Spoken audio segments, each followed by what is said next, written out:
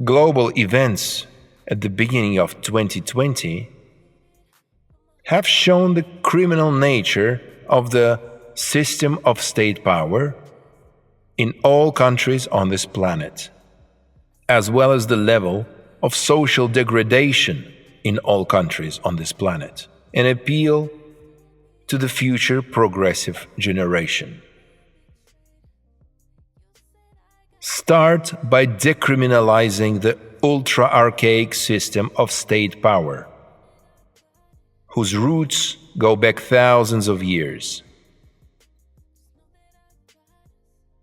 It is clear that the real reform of the state power paradigm will only be possible if the social demand for a modern democratic state policy in any country critically increases. What happened and is happening up until this time in the politics of countries with formal democracy, the US and Europe. History begins, on the one hand, with party election campaigns and the presentation of specific candidates for power, and on the other hand, with the procedure of anonymous voting by that part of the loyal electorate which has the right to vote. If we consider the European political perspective, where parliamentary multi-party elections take place, then the law on the right of access to the parliamentary powers is definitely subject to reform. To this point, in various European countries, this threshold has ranged from 5 to 7%.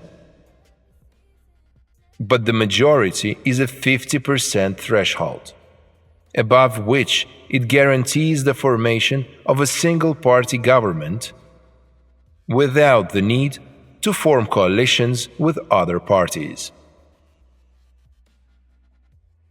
But even with a single-party formation of the government, the approval of any future laws in the parliament is not possible without 2/3 of the vote, and therefore without the support of other parties. In this situation, a progressive political movement would not be able to effectively implement modern democratic public policy while facing the systematic sabotage of other parties present in the parliament. Therefore, it is politically expedient to give access to the parliamentary powers to that party or social movement which gained a simple majority according to the results of the elections. First, it would drastically reduce parliamentary bureaucracy and government spending on its maintenance. Secondly, for the first time, there would be clear accountability for the political thoughts, words, actions, and deeds of those who received parliamentary powers. Thirdly, only by obtaining the authority will a radical reform be possible for the paradigm of the system of state power. Initially, it is necessary to eliminate parliamentary elections and, as an alternative, to legalize government elections, based on the competition of plans and programs for the implementation of modern democratic public policy. To withdraw from direct subordination to the government, the law enforcement technologies, police, special services, army, prosecutor's office, courts, and prisons. For each law enforcement agency to develop a service code, professional qualification requirements to protect the foundations of the democratically reformed constitution.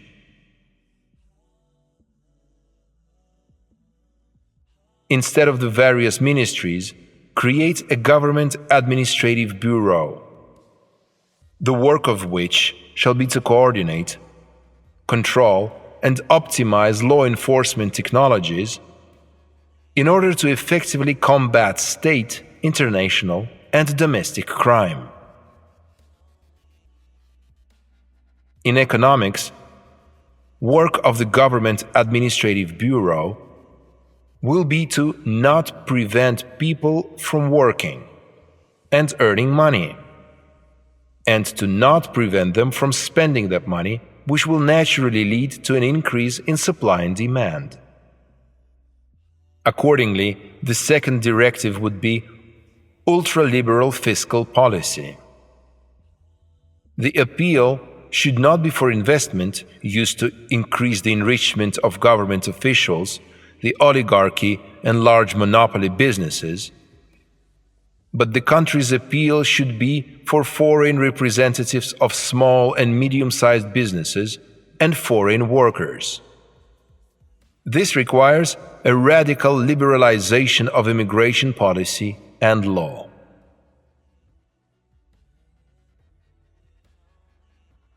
That is, if the local population, due to historical reasons, is not motivated and proactive enough in the development of medium and small businesses, or not motivated enough to produce skilled and responsible work, then it is necessary to offer it to those who are motivated and able to do it.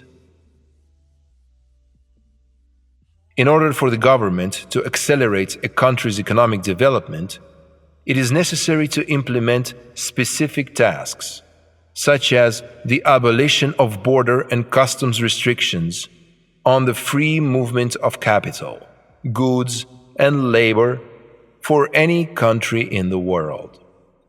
The abolition of national citizenship as a sign of primitive nationalism. The abolition of visas for entry and exit as a complete anachronism. Elimination of discrimination against women through the implementation of the right to free choice of profession, the right to work. This means the legalization and professionalization of the provision of sex services.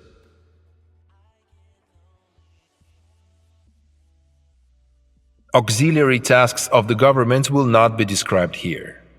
Tasks like territorial and administrative regulation or communal infrastructure planning, and perhaps much more.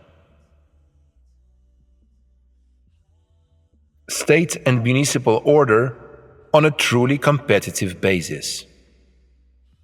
State loans and subsidies only after a thorough examination by specialists of an expert council.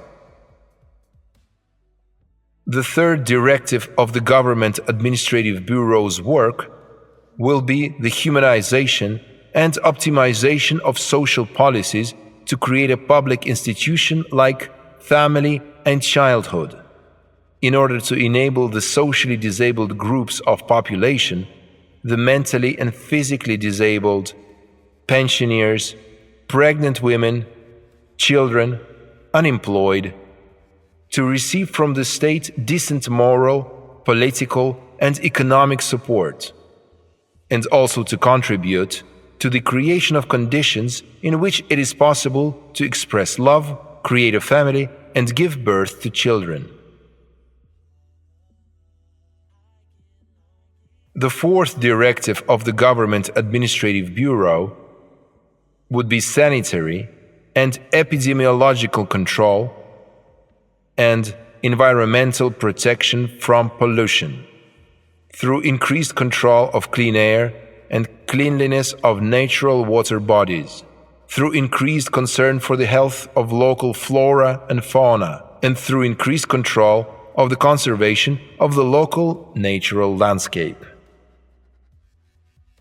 The fifth directive of the Government Administrative Bureau is foreign independent policy, which will be the timely curtailing of international economic, political, environmental, and humanitarian threats.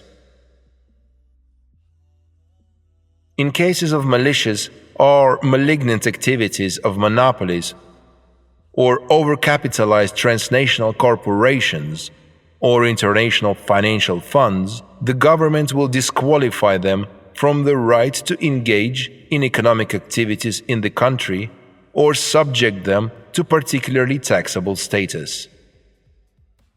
And as a last resort, confiscate all assets and initiate criminal investigations on the basis of sovereign democratic laws, which will be prioritized and independent of international laws. In the place of Parliament, in the traditional sense, a council of experts consisting of professional lawyers will be organized.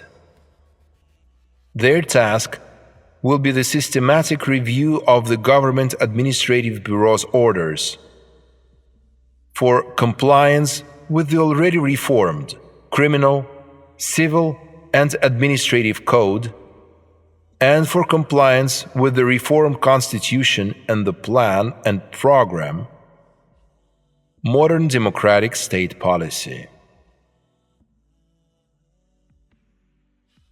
In cases of non-compliance, the Council of Experts is empowered to initiate legal action, seeking a partial adjustment or nullification on the merits of a specific government order. The work of the Council of Experts will be based on the Service Code, that is, professional qualification requirements. Even though the Government Administrative Bureau will be responsible for hiring lawyers to the Council of Experts, judges to the judiciary, and employees to law enforcement agencies, the work of these multidirectional bodies of state power will take place independently and autonomously. If a Government Administrative Bureau has a suspicion that there has been abuse of power by law enforcement agencies or the Council of Experts or Court of Justice, a legal action will be initiated requiring an inspection commission audit possible abuses.